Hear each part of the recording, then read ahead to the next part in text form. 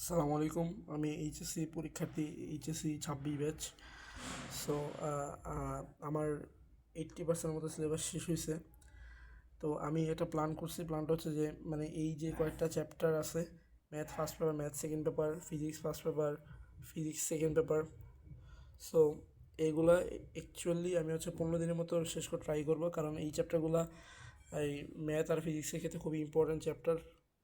আর তো হচ্ছে এগুলো হচ্ছে মানে আমি হচ্ছে 15 দিনের মধ্যে হচ্ছে ট্রাই করার আপনার হচ্ছে চেষ্টা করব। সো আপনার আমি মনে করি যে নতুন যেই চ্যাপ্টারগুলো আছে ওইগুলো বেশি না ফোকাস করা যায়, যাদের অনেক কম পার্সেন্ট শেষ হয়েছে।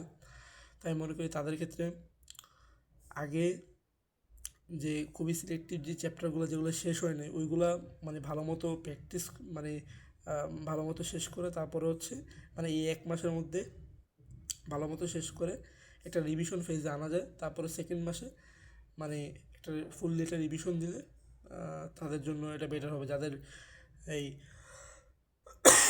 যাদের আপনার 10% থেকে যাদের হচ্ছে 60 to 70% মতো শেষ হয়েছে, তাদের জন্য এই মাসে মানে যে সিলেক্টিভ যে চ্যাপ্টারগুলো সেগুলো মানে পইরা একটা রিভিশন ফেজ আইনে অ্যান্ড সেকেন্ড মাসে রিভিশন দিলে এটা বেটার হবে। আর যাদের 80% সিলেবাস শেষ, তাদের আমি মনে করি যে নতুন চ্যাপ্টারগুলো না পড়ে সিলেক্টিভ চ্যাপ্টারগুলো ভালো মতো পড়া উচিত। তাহলে হচ্ছে মানে এখান থেকে প্রতি বছরই কোশ্চেন আসেই, না বললেই নাই।